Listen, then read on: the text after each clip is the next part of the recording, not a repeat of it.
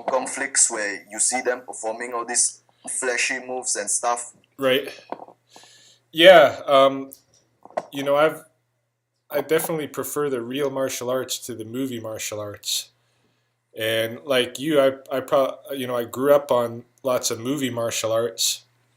They're probably what influenced me to be interested in real martial arts. I got lucky because I happened to find a kickboxer as a coach early on, and so I got to taste a training where it was both street oriented and sparring oriented, and we didn't have any like kata, any forms, any of the flashy stuff at all. It was really um, you know based on what was going to be the realistic effect and the realistic kind of scenarios. So Yep.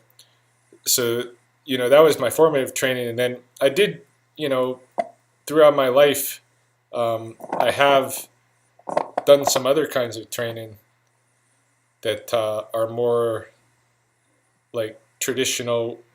Like I did Aikido, which was very you know Ah. flowery. But if you see Steven Seagal films, he like shows that he's invincible with Aikido. Like you see him easily snapping necks, breaking people's wrists, Right. breaking people's legs and shit. Yeah, well, that's why I went to go. I think that's what drew me to Aikido too, was I'd seen Steven Seagal films, and he looked pretty effective in his movies, and then I went to go train Aikido, and this was at a place called Shubo Aikido in Boston, Uh-huh. under this guy William Gleason, and but he was doing this like energy stuff where he barely had to move his arm, and these guys would go flying across the room, and Oh, it was bullshit, right? all I that mean, mystical bullshit. yeah, there's still some good techniques embedded in there in the system, but the way it was being trained was a way that was not going to be effective for actual fighting. Yeah. Um, I do have a friend now who's training with me, Alex, who his background is in Aikido, but we want to explore some more of the um, the combative sides of it, Um, Yeah. but yeah, I've always I've preferred the real combative stuff over the flowery film martial arts. But then there's Yeah. some like when you see like Tony Jaa, the original On Bot, do that, do some of those fights, even though it's flashy movie martial arts, it still looks pretty cool, right? Yeah. Those are really creative moves. I like those moves, but the sad thing is that they're only good for the films That's and right. not in real life. Yeah, that's right. But anyway, however, I learn martial arts. Of course, I do learn it for self-defense, but you know, at the same time, I want to enjoy the movie making aspect of it. Like, whoa, these guys can do this, these guys can do that. Right. So, um, about those things, right? When I was interested in this Hong Kong flicks, I was like, Hong Kong martial arts flicks, I was like, I started to enroll in a traditional Chinese martial arts school in my country. Uh, It's called the Nanyang Wushu Federation of Malaysia, but how do I put it? After that, I stopped.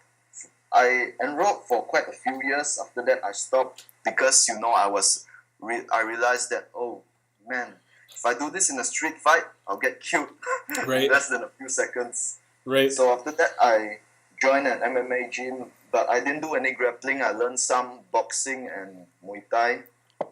So I joined it for about a month. Then I quit because I prefer learning things like through the internet and stuff. But one thing bad for me is after I quit, I have no more sparring partners, so I have not sparred for a long time already. Yeah. Yeah, you gotta kind of find some guys, hey? Yeah, Find a group that's already training together or like pull some guys and make your own group. Like I'm Yeah. pretty happy now where I'm getting in a situation where I've got my own guys coming over, you know. And Yep. so it's kind of like for me, it's almost like full circle. Like we're gonna be moving into a new place in a couple of weeks, my wife and I, and Yeah. I'm gonna trick out the garage as my training area. But that's like where I started training when I was a kid was in the garage. So it's gonna be like coming all the way full circle again. But this time it's Yeah. my garage. Yep. Yeah, you got to find those partners. Well, how do I put it? One thing I'm really not confident about is the grappling aspect because I've never done any BJJ or wrestling before. Not because I'm homophobic like Freddie, but Right. it's because I wanted to learn the stand-up arts first. So yeah, and I didn't learn BJJ wrestling or all those grappling arts. Right. So about your BJJ experience, right? Did you learn your BJJ through these Gracie combative DVDs? Yeah, Or that's what I've been learning through is Gracie Combatives, and I'm still not even through their full Combatives course yet, which is just basically their blue belt course, right? I see. So yeah, I do it through the. I have a subscription to the Gracie University online, and so I didn't have to have the DVDs. I can just watch them straight off of the online. I can just pull them up just like I'm watching YouTube or something, and watch the videos. And yeah, I've been doing that for um, all this like however many months I've been doing the Gracie training or the jiu-jitsu training. But now like I've got a guy in here who knows some more things about jiu-jitsu, right? And Yep. so it's finding guys like that that can like add to your knowledge. So he's showing us things and little tricks and stuff that we didn't know. And some of his training came from the Gracies too. Like I'm talking about the new guy that's coming in that's named Tanner. You might see in some of the videos. Yeah, I can see him. He's flown out to California to do private sessions at the Gracie Academy, and then he trained in the Progressive Fighting Academy here, which is an MMA school that has a lot of BJJ focus. But theirs is based in the Gracie system as well, so it's really still the Gracie stuff that I'm learning even from him, but he's showing me tricks that they don't introduce in those videos. I see. So about the BJJ stuff, right? How do you use BJJ in a street fight? Actually, I mean against like 5 opponents. I know it's Yeah. good for protecting yourself when you don't want to get stormed into the ground. You don't want to get you don't want people to beat you to pout on the ground and stuff. I know it's good for that, but I mean, can the and there are certain stand-up grappling techniques that can be used, but other than that, how do you really use BJJ in a street fight? Like, I don't. let's say Yeah, I the don't. only thing you learn is BJJ and you want to defend yourself. Yeah, from you're 5 in members a trouble. day. I mean, it's not meant to be. Even though like the Gracies would tell you differently, I'm sure, but it's not meant to be.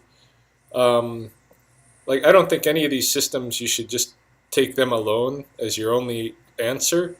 Yeah. And I don't think like the reason I wanted to learn the BJJ is because I knew I had a total gap in my in that range where if I was on the ground and somebody was on top of me, I wouldn't know what to do. I wouldn't Yeah. have anything to use. I wouldn't be effective at all.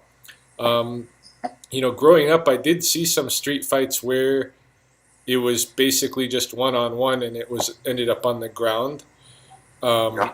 So it does happen, but I know like for myself, like I got jumped one time in Louisiana and it was like 5 guys on me, and the BJJ wouldn't have been effective at all in that situation. Then you need some other solutions. That's why I'm trading Casey. So, when you got jumped by those five guys, did you run away or did you fight back? No, it was so fast. What happened was I was going to a bar, a bring your own beer kind of a bar with some of my army buddies, and Mhm. when we got out of the truck, I had the case of beer that we were gonna bring inside, and these guys walked up and kind of just surrounded me and were demanding these beers, and I told them no, I'm bringing them inside for my friends and I. And then it was just like a barrage of punches from all different angles. I went down on my knees, and when I looked up, those guys were running away, and I still had all the beer. So I just went in the bar and had a black eye and all that. And they could have done a lot worse to me, for sure. I think it was just kids. They couldn't actually get in the bar. They were just trying to like gang up on people outside and demand drinks and that kind of thing. And after they hit me and knocked me down, they ran away. So I see. there was no, there wasn't any. It was just so fast. It was like bam, bam, bam, bam, bam, and I was on my knees, hey, and they were ditching. Yeah. Mm. And Ryan, I want to ask you about Silat, right? As taught by Danny Inosanto. Is the Silat taught by him functional for a street defense situation? Because the Silat taught in my country, Malaysia, right? It's Right. like, those kind of flowery kind of Silat where they Yeah. don't really explain to you the techniques in detail, like how do you use these techniques in a fight, how do you use that techniques in a fight. So most of the Silat in my country is, those flowery stuff that is not functional. So Right. yeah, I was wondering if the Silat taught by Danny Nosanto is functional or not. His What I was exposed to during the seminar with him, his silat was probably just as functional as his JKD stuff. Oh, Um, nice, man. yeah, yeah. It wasn't super flowery. Like he did have that. He was using that technique a lot of that kind of dancing. Oh, yeah. These kind of Yeah, I things. often see those in my country. Yeah. But he basically just used it almost like a stop kick kind of a thing, hey. Um, and then yeah, I mean, where he took it from there, there's some effective techniques in there. I would recommend checking out what he's doing. There is a little bit of fanciness to it, and then there's some effectiveness to it. It seemed to me like from what all we practiced, it was at least as effective as the JKD stuff. I see. I could see it working, and we were training it in the same way. Like it was being trained with mitts and stuff. So Yeah, I see. So, when you train those functional Silat techniques, is it similar to a punch is a punch, a kick is a kick kind of techniques? yeah, kind of because well, basically whatever he hit, wherever he got it, it seems like he broke it out of the form, and he's taken it apart, and he's made drills with it, right? And Yeah. yeah, I mean it all works. That if you know what you're doing, like I was stumbling through some of the techniques, but when you see him do it, it works very well for him. Like he knows how to like. There's a lot of foot trapping in the silat, and for me, I was struggling to get the foot trapping right, but he was doing it no problem. And you could see it was very effective. Um, and I think if you knew some of that stuff, it would be well worthwhile.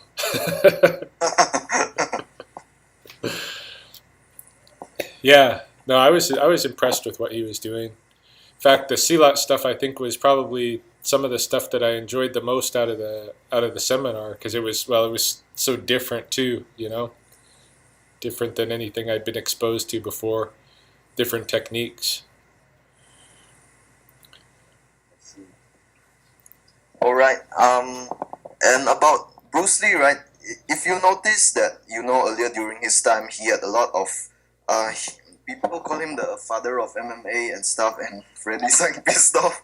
So I mean, if you really look at it, I mean, he might not be the first father of MMA, but he is like, yeah, one of the pioneers of MMA because he like implemented all this stuff like punching, grappling, trapping, and Right. he even said that one must know how to do full contact sparring in order to survive a real fight. Otherwise, it's like learning to swim on dry land. Right. Yeah, Yeah. No, I would agree. I think the whole idea of having, mixed martial arts is totally inspired by Bruce Lee. yeah, Um, because before him, everybody just learned styles, right? They just yep, learned styles, and he came along and says, "Well, I'm just going to take this piece of this style, and then to take this piece of this style, and this works from this style, and leave bag all the stuff that doesn't work, and just take yeah, the good stuff, and create your own thing out of the good stuff." And that's exactly what happens in mixed martial arts. Like, I don't think he's the father of a sport, but I think he's the father of that way of thinking, of taking what works from here and there, and yeah, building something that's very effective from it. yep. Yeah. And what else do I want to talk about?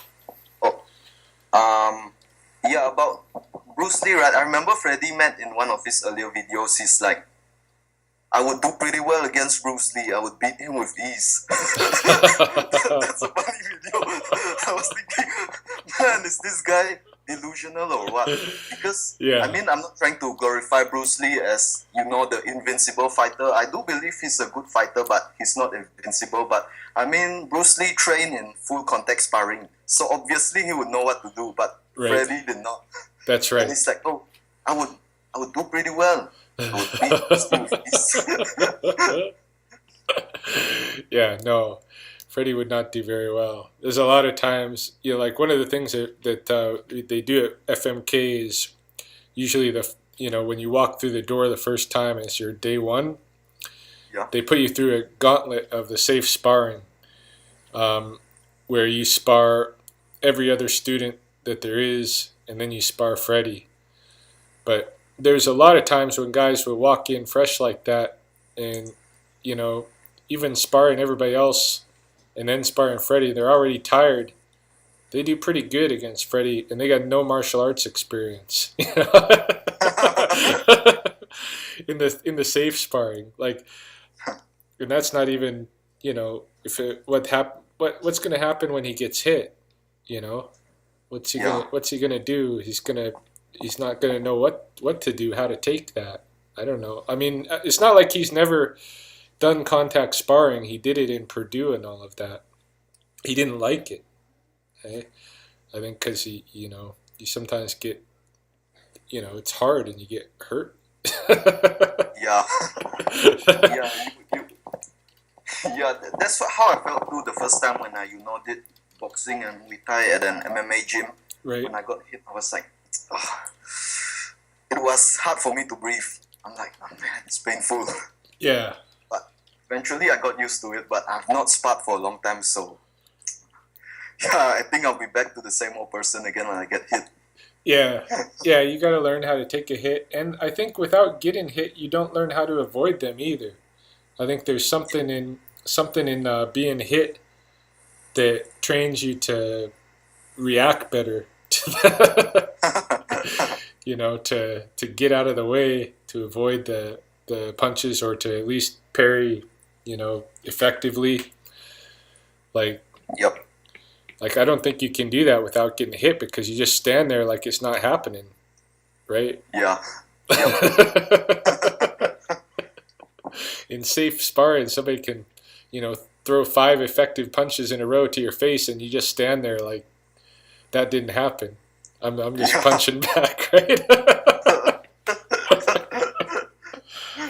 So yeah, I think it's really good, a really good learning tool. I mean, I don't think you have to go like. I mean, if you're training to actually fight, like training to do combat sports, you have to do full contact sparring sometimes, you know. But Yeah. if you're training for self defense, I think it's good enough to do kind of a medium contact sparring. You know, you got to be able to feel the jolt of the strikes, Yep. but you don't need to like, you know, really, rattle yourself that badly. You just need to. It just needs to be strong enough that it's not like it's not happening, right? Yeah. Yeah. Basically, to sum it all up, you just you just gotta know what to do when you get fucked up. That's right. Yeah, and the thing, yeah, that's it too. But there's a big part of it is that you have to understand that if you get in a fight, you're going to get hit, and Yep. and you got to know how that feels. Otherwise, when it happens to you, you're going to be stunned. You're not going, you're going to be Yeah. shocked, right? Yep. So, but then you don't want to do it so strongly that you end up hurting yourself because, like, I know guys that have early onset Alzheimer's and stuff from Sparring. too much sparring. Yeah. So you don't want to take it that far, but you got to take So, it. You got to take it serious enough that you're actually learning to defend yourself. yep. So, Ryan, what do you think about like you see these traditional martial arts masters? I mean, those who really train like one of these real Okinawan karate Yeah. dojos in Japan, where they do all these body hardening drills, where they punch the wall until their fists like all the skin come off, and they have people kick them in the stomach until they are immune to it. What do you think about that kind of training? To me, I think it's kind of brutal. Yeah, actually, I'm very familiar with that because I got a brown belt in Go Hakukai, which is a combination. It's the full systems of Goju Ryu and Tomarite, and there was a lot of the body hardening in that training. Um, Where you train your knuckles to be hard, your legs. Okay, basically where you train your whole body into a weapon, right? yeah, yeah. Well, yeah, you definitely train your whole body to be hard, and there's different forms that you do that are basically like flexing forms, where people are hitting you while you're in the middle of the form, to Yeah, test and see if you're flexed in all those areas. But yeah, um, it's the kind of thing that if you're going to do that, you want to commit yourself to doing it for life because if you stop, you're going to have all kinds of osteoarthritis, I think, built in, right? But these yeah, these guys, like even when I was doing it, I could feel sometimes, when I wake up, my hands, I couldn't make a fist with them and stuff because yeah, it's the getting like calcium buildup and it's swollen and all of that. Um, yeah, I think it's worth training because like I could hit when I was training that a lot. I could hit solid like concrete wall hard and not hurt myself. You know, I see. so you get to that kind of point where you can hit something so hard like a rock, like a big boulder, and you can hit it, pretty much full impact and not hurt yourself. You know that if you hit a person with that, they're Oh gonna shit. be they're gonna be hurt. Yeah, Um, and I think like those systems teach really good rooting, and they teach really good hip work. Some better hip work than a lot of the other arts that I've encountered. But where I think that they fail is a lot of them don't do sparring. Hey, there's still like the one that I train in. We barely did any sparring. It wasn't real sparring either. It was almost like safe sparring. Um, it was a lot of kata training, and then the body hardening, and then breaking out techniques and drills. But there wasn't sparring, and so I knew even though there was guys in there that had trained decade or more, even just walking in the door, I knew that fighting, they'd be in trouble with me. Um, and I'm not even very good, you know. but I've I've been trained in fighting, so I know that they would be in trouble. But yeah, that's the only thing that, and I know it's not like that in all the karate. Like I know Kyokushin does a lot of fighting, you Oh know. yeah, about that. Regarding yokushin, I saw a video of an MMA gym in Hong Kong. I forgot the name of the MMA gym, but I saw the way they did the Kyokushin conditioning. There was this guy like lying down and the other guy like stomping his stomach, and I was like, "Fuck, man!" I was like, "How the hell can he stand that?" Yeah, it's just a progressive. It's just a progressive training of your body to do that kind of stuff. But definitely, like it goes back. There's all kinds of like legends and stuff about like say Miyagi, who Oh founded yeah, who founded Goju. Like there's a lot of cool stories about him. Where if there'd be like a typhoon or kind of windstorm, he'd go out on the top of his house with a great big, board to try to maintain his balance, holding this board in the windstorm. yeah, Stuff like that. Like I enjoy those old stories about like training in the elements, using the elements for to train yourself. And I like the idea of body hardening too. Except like I said, if you're going to do it, you are taking a risk because you are going to deform your body. And if you don't keep with it, there's a chance that you're going to have negative effects in your older years. Only if you actually keep with it, are those deformities that you create not going to like really negatively affect you, right? yeah. Yeah, I'm the founder of Yokushin, Masutatsu Oyama. If I was not mistaken, he died of arthritis. He died of arthritis. Do you think it could be because of all the training that he did, which caused him to Yeah, die that way? yeah, definitely. I would say definitely. Another thing that I think is you're at risk for with some of the traditional karate is a heart attack because there's so much straining. Hey, there's so much Yeah, straining in some of those forms to tense your body, really tensing up and stuff. Um, I think some of that is good, but too much of it can be a bad thing. So anything you do too much of is potentially going but do to you hurt think you. those kind of body hardening drills will help you in like if you join like combat sports or in real life when you get attacked? Do you think those body hardening drills will help you like enable you to take a hit to your body and stuff? Yeah, I think definitely. Yeah, definitely they would. Um, but it depends on which ones you're doing. Hey, like I think you can definitely train your legs to take kicks, right? Yeah, You can desensitize your legs, and you can strengthen them to take the pounding of kicks. yeah, You can um, definitely do the hardening techniques with your hands, your forearms. So, but there's other stuff like like the ribs and stuff. I don't know how much you can actually do, right? yeah. That it's gonna work, in a real situation. Um, yeah, I don't know things like that, but yeah, I think some of it is very, it would be very useful.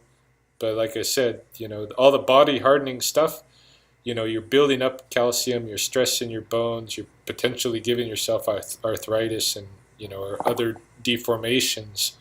Like I don't know if that made my doing all that stuff might have made my tendons in my finger weak. I don't know, but I've had tendon issues like this, like my middle finger on my right hand. I can't even close all the way. Like even in a fist, I can't close it all the way. That's as close as it gets. Yeah, I can see it. But that's because tendons in that finger have snapped several times. And I broke that finger one time too a couple of years ago. But it's crooked, so I know there's tendon issues. And I wonder sometimes if I didn't create those tendon issues because I was hardening my hands for a long time. I see. So I can see that in your training videos you do a lot of running and a lot of like back work and strength training. Right. Regarding the strength training, can you do pull-ups? Pull-ups like not chin-ups. Chin-ups is the one where you use your biceps, right? And pull-ups are the one where you use your latissimus dorsi muscles with the Right. other back muscles. Yeah. Yeah. Can you do pull-ups? Yeah. Yeah, for sure. Can you give me tips on how to do pull-ups? Because I can't seem to even do one. I can only do chin-ups. Chin-ups, the most I've done was 24, but it was not 24. I did not do it in one set. I did it in 3 sets of 8. So, Oh, yeah. you have any tips for doing pull-ups or what? Yeah. Well, I don't know how many tips I've had because they've always come pretty natural for me. Like, I had my high school all-time record for pull-ups.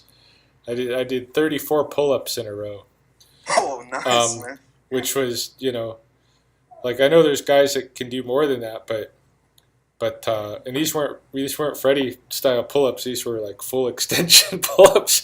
Yeah, if you But see Freddie's pull-ups, he's not really doing pull-ups. He's like flailing his body, like yeah, moving it here and there yeah, just to make it go up. yeah. So I used to be able to do a lot, and it just came naturally to me that I could do that. Um, then I didn't work out for a while, and now I can do less. Like for pull-ups, I think my best in the last couple of years has been like 19 or 20. Wow, nice. Yeah, but it's always been, it's always just been kind of natural for me. And even if I get low, like oh, see you, kiddo. My niece is just saying goodbye. I know it's alright. Yeah, if I don't work out my pull-ups for a little bit, they definitely go down. They never get to zero, but they might get to where I can only do like 7 or 8, but then they come back pretty fast. Like if I work them every day, I'll do a couple of sets every day, then I'll get back up to 20, in a couple of weeks. Doesn't take long to get them worked back up. One of the things that I've seen people do for training one arm pull-ups that might work for you is starting in the up position. Oh, in a static position where you don't move, right?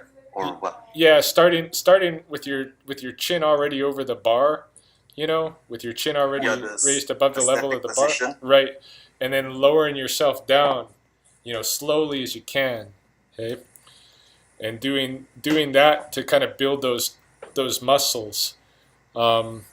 It's not exactly the same muscles you're going to be using pulling yourself up, but I think they're included enough that that might be able to help you, because I know that works for people trying to train themselves to do one-handed pull-ups. They'll I see. do that. They'll bring themselves up with both hands and they let go one hand and try to go as slowly as they can back down with the other hand. And when they can really control it slowly, a lot of times they'll be able to pull themselves back up with that hand too. So, but I'm giving you, that's a tip that I've never actually like worked myself, so I don't know from experience. My experience has always been I've been able to do a pull-up. Alright, thanks. Yeah. So when you train, do you do research about your training? Like, do you buy strength training books and read about what energy systems to train, or do you just do your training spontaneously? Like, do you do a lot of research for your training, or do you just like train? I don't do a lot of research. I'll sometimes watch videos. I prefer videos to books, and I have some different people that I subscribe to on YouTube that do strength training stuff. Like the one that comes to mind right away is Mike Chang. Oh yeah, that guy. Yeah, he's Yeah. all over YouTube. But I've got some others as well. Guys that do strength training. and I'll just borrow exercises from those, but I don't like I'm not really well studied in it, in the strength training aspect. And so, for me, I always kind of I'm going for applied effective strength. Like, I just want to be able to do it, like the pull up. I want to be able to do a pull up. I don't care, you know, um, what kind of muscles, how my muscles are looking. I want to be able to just do it. I don't care if I'm a real skinny runt guy. If I can pull myself over a wall, that's what I want to be able to do, right? Yeah, I agree with that. I don't really agree with training for aesthetics, but I prefer training for function. Like I prefer functional training, like where Yeah, the strength actually applies in real life. Because what's the use of having large, gigantic muscles when they don't work? You can't lift heavy stuff. that's right. Yeah. Yeah, so I don't. Yeah, it's mostly the functional training that I do, but even at that, it's not very scientific what I do. Because how do I put it? I did a lot of research on this training, right? And like it's too scientific. Like there's three energy systems that you have to train. Like the first one is the creatine phosphate system, where those are used for lifting really heavy weights, and the second one is the anaerobic system, where I think you're familiar with that, right? Where you don't use any, similar to HIIT training, high intensity training, and the third one is the aerobic system, where like what you always do, where you go for long distance runs and stuff. Right. Yeah, so because earlier on during my training, I was like only focusing on the second and the third aspect. I've never really lifted any weights before. I did lift some light weights, but I do mostly body weight exercises and high intensity interval training. So Right. yeah, I don't really know how strong I am when it comes to the weights, but yeah, but I think I can do like 3 sets of chin ups, 24 reps altogether. So I think yeah, that should be all right. Right. Yeah, everything's different. Like, if I can can do a lot of push-ups, for instance, doesn't mean I'm going to be able to do a lot of weight on the bench press. Yeah, It's a whole different feeling. yep, Um, but and then the same thing, like even between weights, like you might be able to do so much on the bench press, but then you try to do sets with dumbbells, and it's going to feel very different. yeah, So I don't know. I just like to have a diversity of strength training, uh-huh. and like a lot of times I will do a lot of the same exercises, um, but I have in mind other things as well. Like I've got kettlebells that I hardly use, but I'd like to work with those some um, more than I do. Um, I do like my vision of what I'm trying to um, do with myself is kind of develop more of my natural human potentialities. So like I do a lot of running because I know that our bodies, when I look at our bodies, I can see they're built for endurance running. Yeah, We got these long legs and these long feet that are obviously running feet. And then yep, that's why I run barefoot too, because I know that's how like we're built to run. Um, I do martial arts because I know that's an aspect uh, of being human, is being able to fight in all of these ranges. Um, I do some of the strength training, bodywork training. I like the idea of parkour, but I'm not very good at it. I've experimented a little bit with it. I think I'm just so old and inflexible. um, that I find it difficult, but I still like it, and I throw obstacles into my running too. A lot of times I don't just run; I'll run, but um, I'll do different styles. Like I'll skip part of the time, or I'll do like long lunges part of the time, or If I find a fence line with some rails and stuff, I'll hop rails, or if there's boulders, I'll hop the boulders. Um, Yeah, I do see that in your videos. yeah, I try to throw obstacles and stuff into my running, just to mix things up. And everything that you do that's different is going to be a challenge, right, for your body. So um, yeah, I just like exploring, developing my human potential. Same thing with my like why I try to do what I'm trying to do with my food and stuff. I want to get more of a local diet and a natural diet. Um, that's my ideal, and I want to be able to like a real human being should be able to get their own food and stuff. Yeah. um, but I know a lot of people couldn't. They'd have no clue how to go about getting their own food. I like to drink untreated water, you know, all Yeah. these different things. But in terms of the science of the strength training itself, I'm not very studied at all. No. My brother's a professional bodybuilder. He would just laugh me under the table for my science knowledge of the strength training. Yeah. I see. So I have not been really running for a long time already. Well, the furthest I have ran is 3 miles, it's 4.8 kilometers. Right. But I do mostly like jump roping, cycling, and like body weight strength training because recently it's been raining a lot in my country. It's the Landa season right now, Oh yeah. so I can't. Yeah, I can't really go out to run. Right.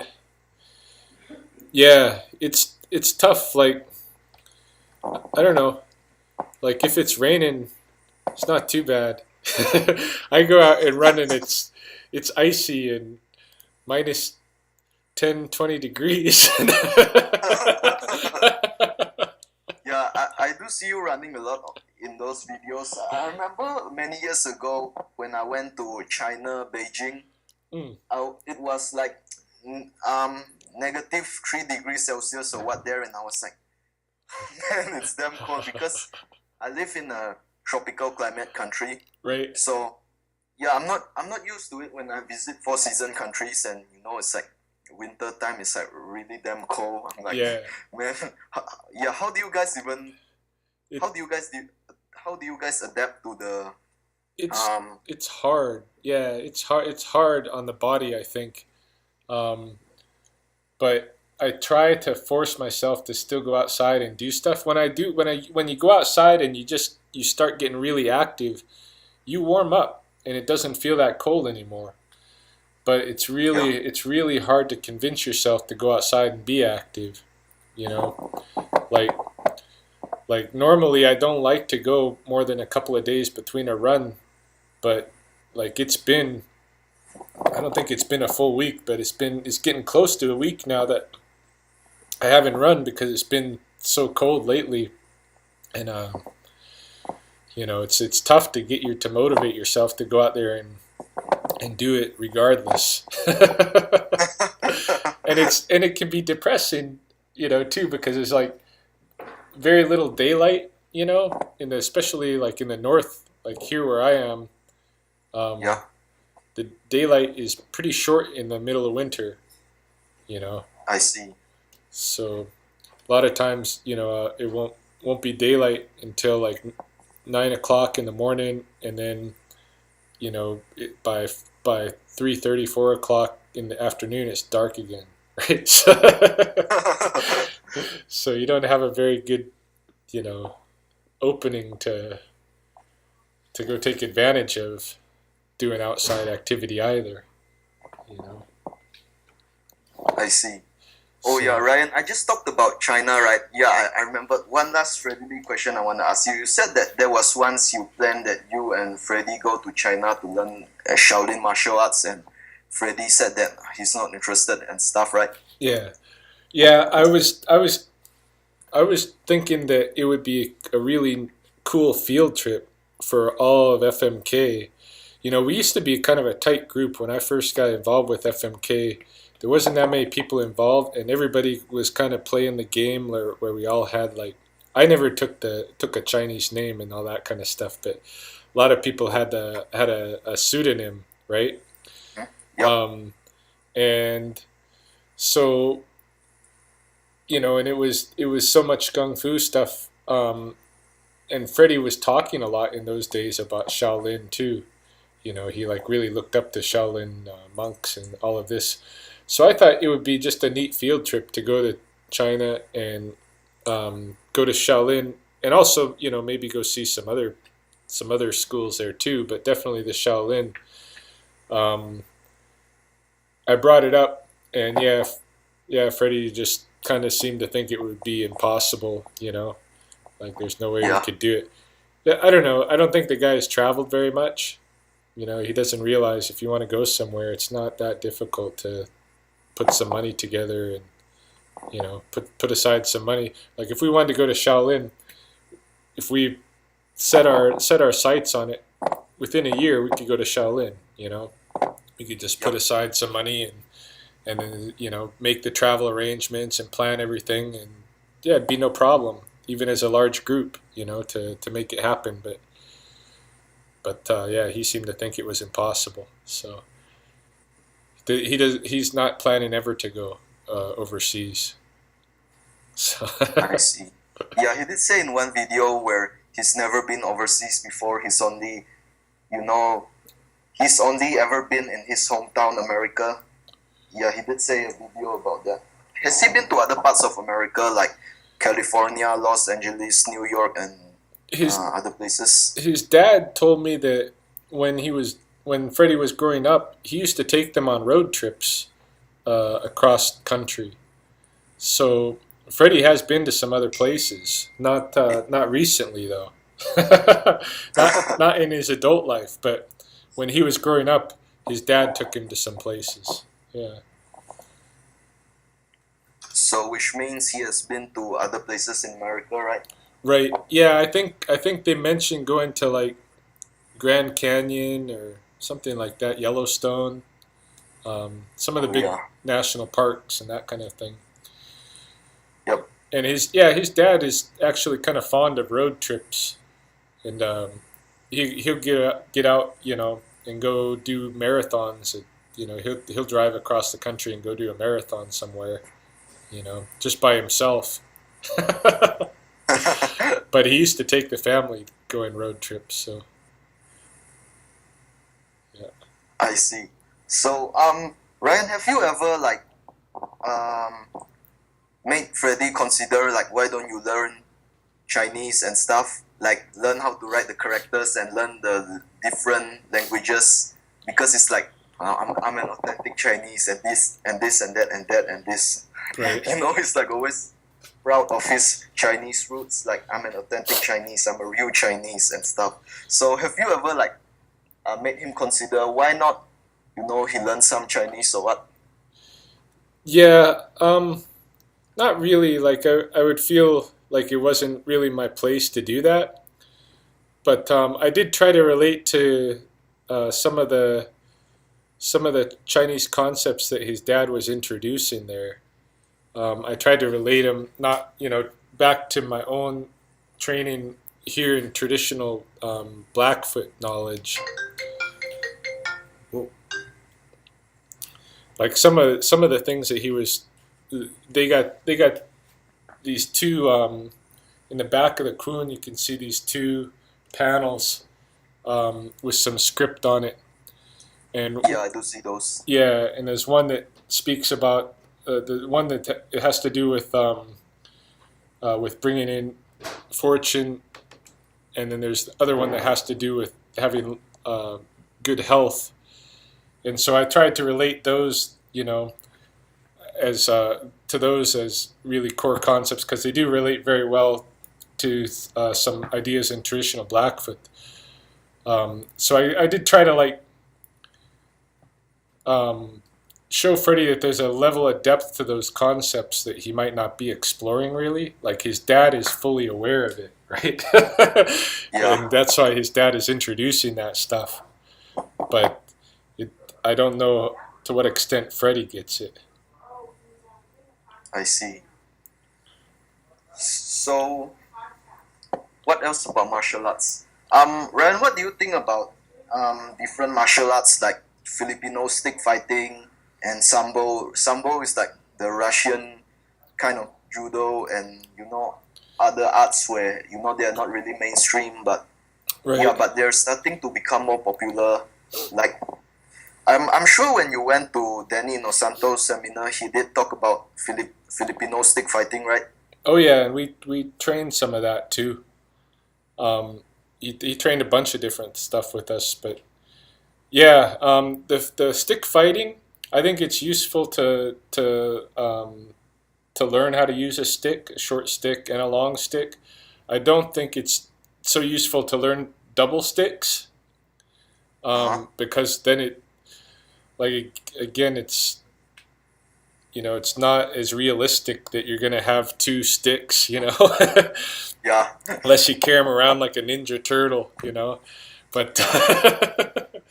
but it might be realistic that you can find a short stick or a pipe or something to use as a weapon, right? Yep. Um, so or even a machete or something like this. So I think that's good. I think the Filipino stuff is good with the. I like the single stick. Um, the double stick. I don't know. But yeah, I've done a little bit of that training, originally with the stuff because the guy that I trained with when I was a kid, he trained with Dan Inosanto for a while, and so he had some of that Cali training mixed in. So I was familiar with some of that stuff, and then here and there I've encountered other guys that I've trained with that have wanted to do the sticks. It's something that's, I think, really over here. I think it's probably Dan Inosanto's most responsible for kind of popularizing it, right? Yep. Um, so there's quite a few guys that know sticks, or that play around with sticks, even right here where I live. So yeah, I think it's good stuff, and it's also a really good art for older people, um, because it's not like really, it's not really hard on your body, that kind of Yeah. a thing. Yeah. So Um,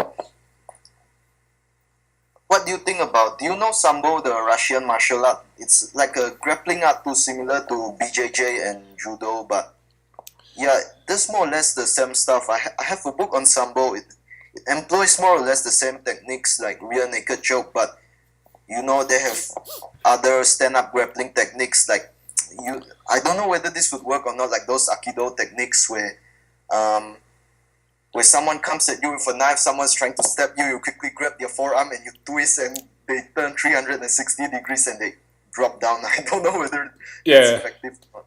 yeah. No, I don't think those kind of techniques work. Anytime you're trying to grab somebody's arm when they're striking you, Yeah, that's pretty unrealistic. Because the strikes go so fast, especially the knife stuff. Like when yeah, like I've trained some of in Aikido. We had knife training. When I was growing up, we had some knife training too. The most I think the most realistic knife training I did was with a couple of my friends here, um, down in my basement here, for maybe a couple of years ago. We did some, um, and what we were finding was that all of those, like a lot of those techniques, um, they were kind of the step by step techniques, weren't training us to do anything that we could actually effectively do. And so, what we began doing was just knife sparring. And what we found in knife sparring was that, the most effective thing we could do was look for an opening and then blitz. You know, yeah. you know, just gauge that. That if somebody's attacking you, all you can do is try to, like, get out of their way, or hit them and defend yourself as best you can, not get stabbed. But as soon as they relax just a little bit, you gotta be like right on top of them, to overcome them fast. Hey, Yep. um, so that was the kind of stuff we were training with knives, and I really liked that a lot better than the do this when he moves in like this, grab his arm like this, and then twist, and then take him down like this. No, forget it. Right? It's never gonna Yep. work. And um, what else? Have you ever tried to open Freddie up? Like, um, have you ever tried to tell Freddie like, no, not all MMA fighters are bad. There are good people like Rich Franklin, Kang Lee, Leodo Machida, Cain Velasquez, Junior Dos Santos, and yeah, I mean those are the few good people I can name, and there are a lot more. But yeah, Yeah, sure, there are a lot of yeah, meatheads too in MMA. But I mean, have you ever tried to tell him like, these are good people in MMA, and it's not like such a bad sport after all? yeah. Well, when I was doing Philosia videos with Freddie, um, there were times when I would say things along those lines. Like he'd be criticizing somebody really harshly, and I'd be like, "Yeah, I don't know about that. They just seem like martial artists to me. Yeah, It's like I don't judge them all as necessarily bad people just because they're doing a sport. This kind of a thing." And then there was a time on his blog, or it might have even been on the YouTube channel, where I posted a video. I think I call it "The Wisdom of Hickson Gracie." oh yeah, you said it really pissed him off, right? That upset him. Yeah, yeah. He didn't say it right away, but he retained it and told me later that that really pissed him off. As part of our when we were separating, he talked about that got under his skin. So yeah, he's just not really like open to hearing any of that kind of stuff. Like he doesn't care. He's got it set in his mind that these are bad people, that they're involved in something that's going to harm society and all of this. He's created this kind of conflict for himself, and I think again it's just part of him having something so that he can feel good about himself.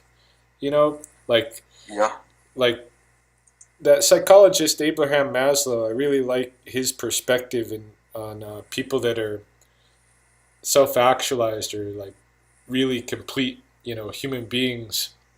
They don't have to put anybody else down, to feel good about themselves.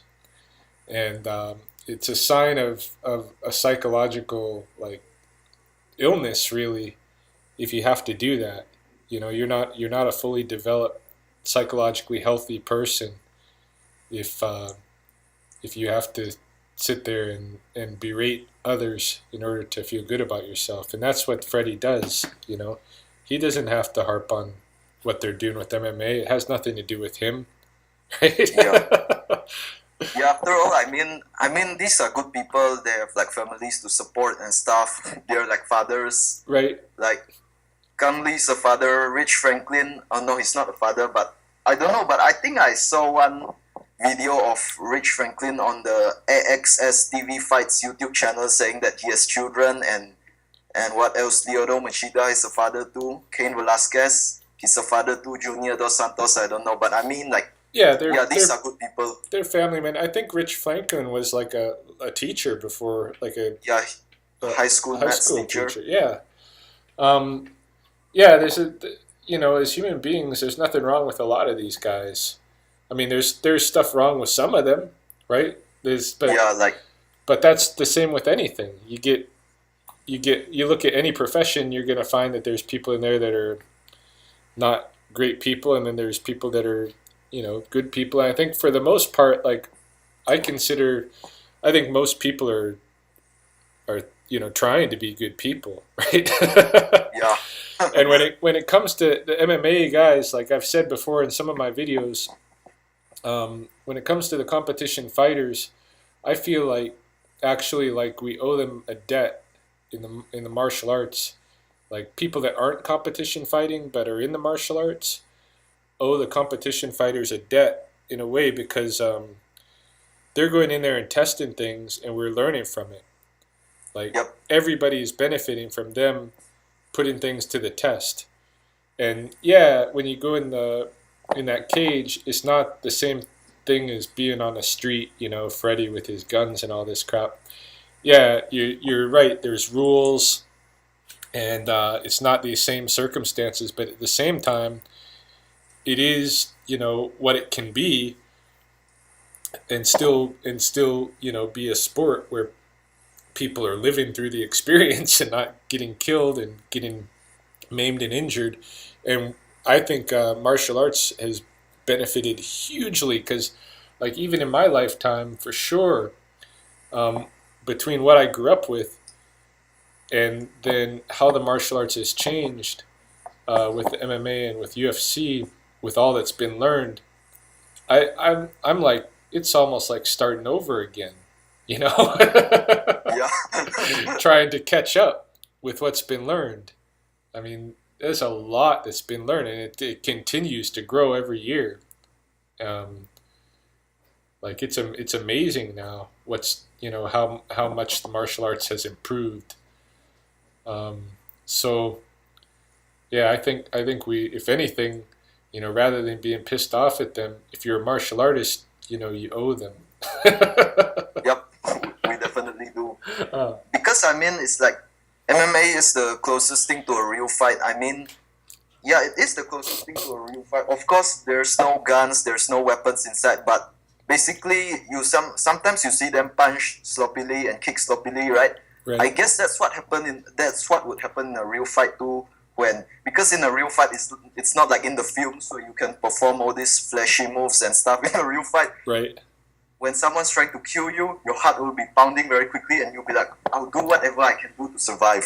Yeah, yeah, exactly. Yeah, Yeah, and I think in a real fight you forget about kung fu, you forget about boxing, you just do whatever you can do to survive, right? right.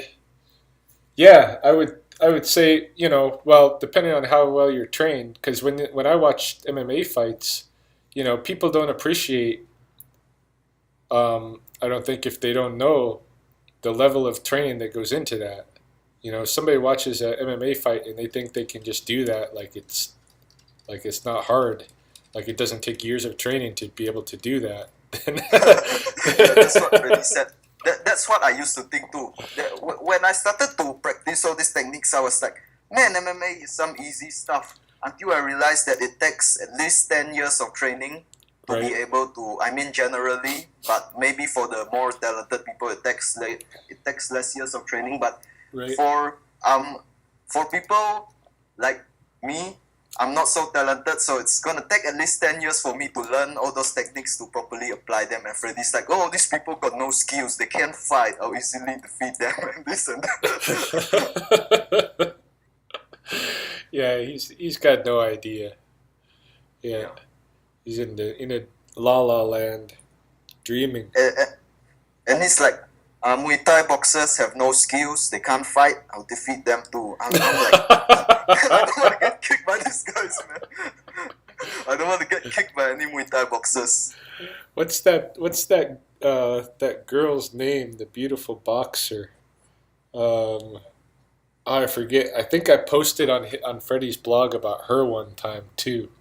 This was a transvestite Thai boxer, and she actually, she did pretty good and ended up having a sex change eventually. Made enough money to have a sex change.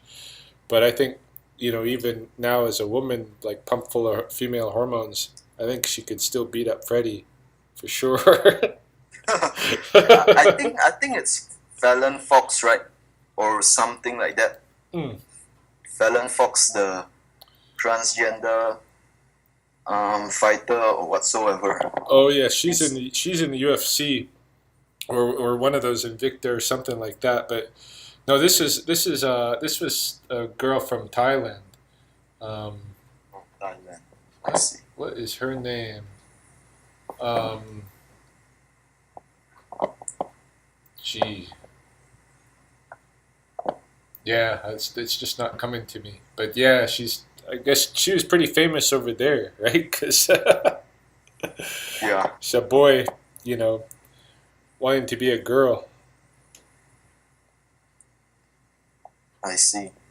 So Um, Ryan, what do you think about traditional martial arts and their effectiveness in real fights? Like, you know, they have all these techniques like eye gouges, eye pokes, um, groin strikes, and stuff. I mean, in a real life fight, do you think those techniques will work? I mean, I think they do actually. I mean, like, if let's say you're defending yourself against someone who's not an experienced martial artist, but just someone who tries to rob you, I do think that those techniques are effective, like those eye pokes, eye gouges, but I don't think they'll work against a BJJ practitioner because, the BJJ practitioners, I read that they are able to put you to sleep before you apply those techniques, right?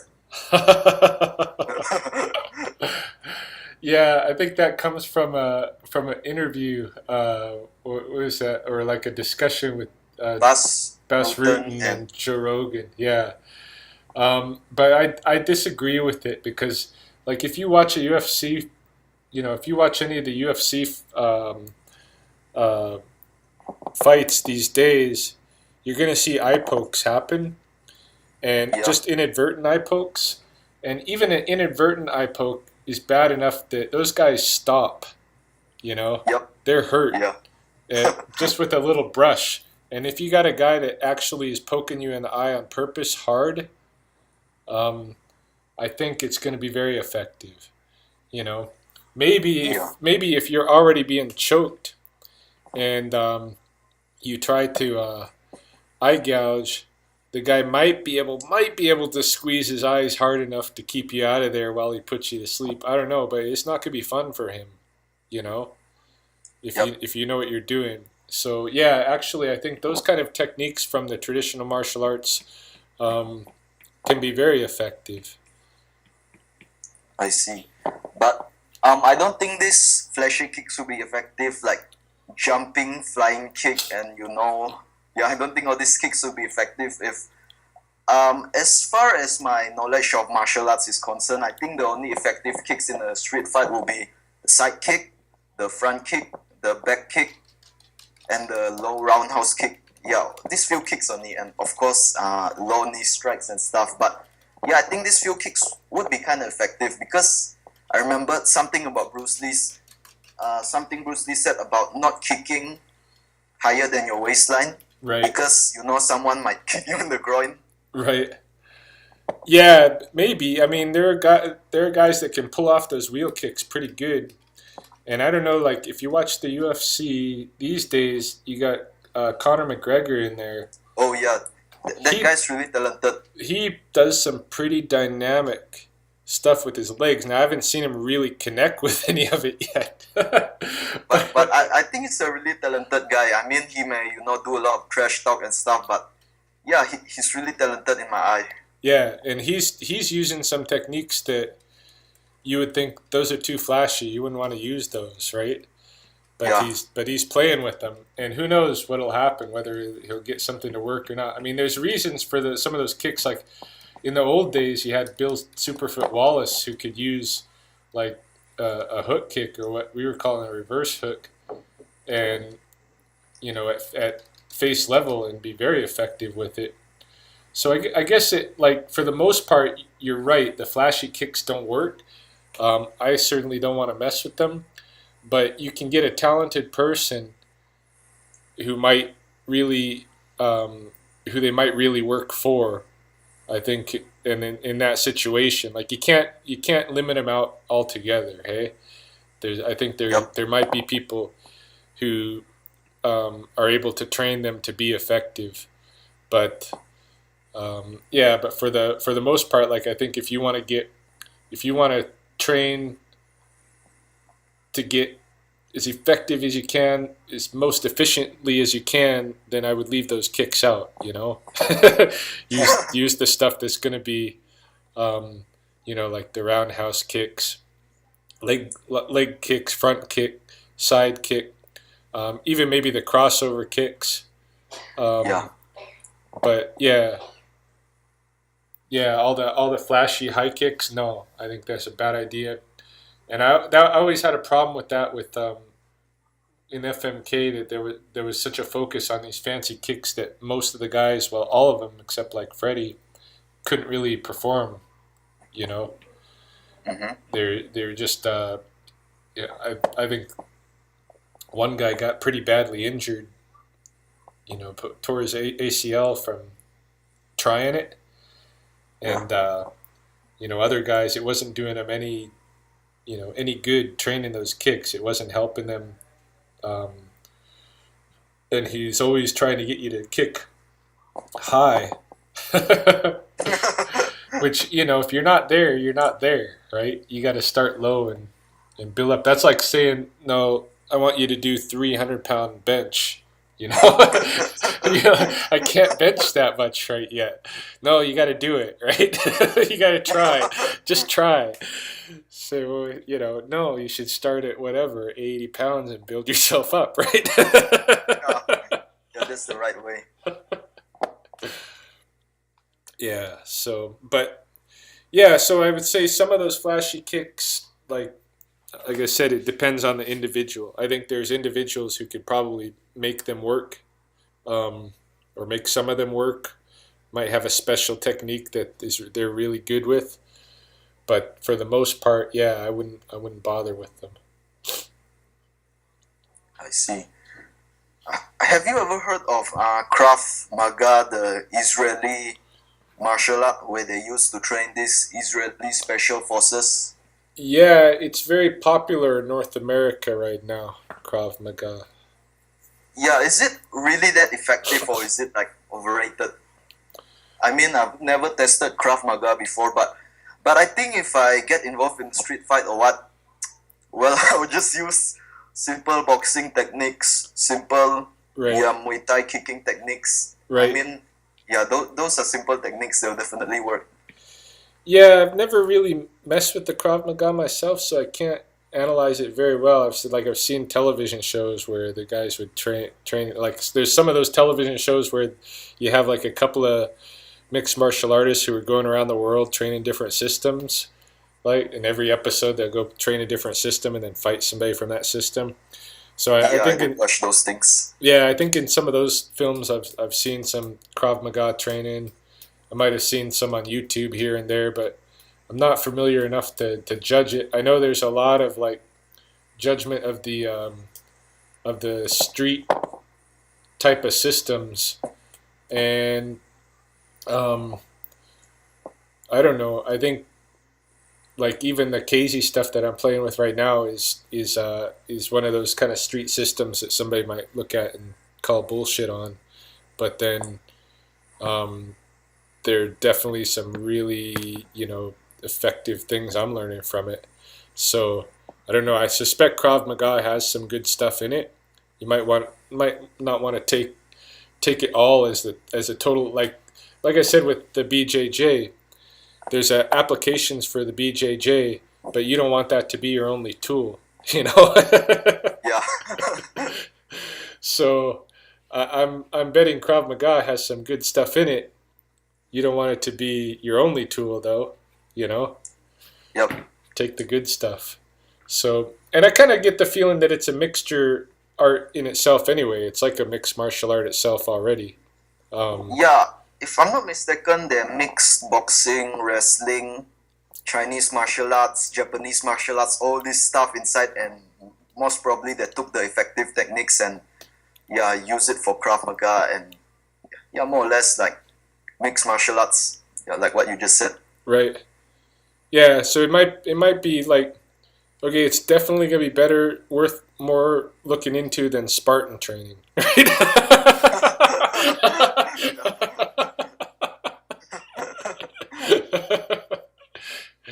No, there's always these trends going on in martial arts. Yeah. Um, but yeah, I would bet there's something worthwhile looking into there. But I can see why. I think the criticisms of the street stuff is coming from um, the the professional mixed martial artists. The cage fighters, Yep. and I think it's just because they know what's been effective for them inside the cage. But again, it's like blowing off an eye gouge. Well, you can see that a little bitty eye poke does a lot of damage in the cage, right? So Yeah. some of that stuff is worth learning. You know, you Yeah. might not want to spend all your training time digging your hand into sand or something like that, right? But you don't have to uh, go all Shaolin on it, but you should still learn the techniques. They might come in handy. Yeah. But I think if you train for IPOX, doing fingertip push-ups would be enough, right? I mean, you don't really want to spar your partner and poke him in the eye, right? Right. Or That's right. yeah, you could poke a dummy too, but you don't want to spar with your partner and let me poke you in the eye. Yeah. So you would rather do fingertip push-ups and poke a dummy in the eye, right? Yeah, for sure. But if you don't train it at all, then it's not in your toolkit, when you're fighting, right? So, Yep. yeah. Oh. Okay, now Ryan, what do you think about there's this Chinese martial art. Have you heard of Chinese wrestling before? It's called Shuai Jiao, if I'm not mistaken. Yeah. Yeah, Yeah, and I have heard of a it's Chinese wrestling. yeah, similar to judo and BJJ, right? Something like that. It's I think it's more similar to judo, I would say. Like from what I've seen of it, um, as soon as it really goes on the ground, it's over, right? They stand up after that. It's more about the takedown. Um, if it's the same thing that I've seen before, the Chinese wrestling that I've seen before, Yeah, it's more about the takedown, less about the submissions and stuff once you're on the ground. I see. So, have you ever heard of this Sanshao where Kang Lee specializes in? He was like undefeated in Sanshao. Like, Yeah, um, I've heard about it, but I really don't know much about it to speak of it. all right. So, what kind of martial arts have you trained other than the karate that you stated earlier on and KC fighting method and BJJ? Are these the three martial arts that you've only trained in? Oh yeah, you've trained Aikido and Aikido and Taekwondo. Taekwondo. Um, are those all? All Yeah, the martial arts that you have trained? yeah, that's it. I Well, see. and what the U.S. military teaches. Oh, yeah, but I think those are really effective stuff, right? Because from what I've seen, I do have a US military book. I bought it at a bookstore where they teach you like all these combative stuffs. Like, yeah, I think it's kind of effective, right? Like, I don't know, but it's like one of these traditional Sorry, it's like one of these boxing techniques, Muay Thai techniques, like these regular techniques. So I think it should be really effective, right? These military techniques, or not so. I think they could. I think they could be very effective, but I don't think they're trained enough. The guys in there aren't don't get enough training. Uh Like huh. we did very very few days of training in my years in the military.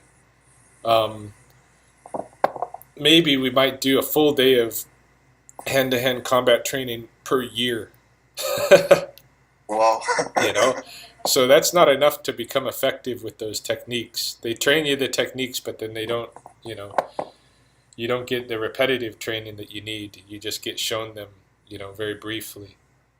So yeah, they need to do a lot more in that area. I mean, I guess they just don't think it's as important as training you in other aspects that you're going to use more often. You know. I see. So yeah, I guess that's enough for the martial arts right now. Yeah. I want to talk about book reviews. I remember in your earlier videos you used to do a lot of book reviews on BJ Penn's book, GSP's book, and you did a lot of book reviews. Do you still read a lot of books or what?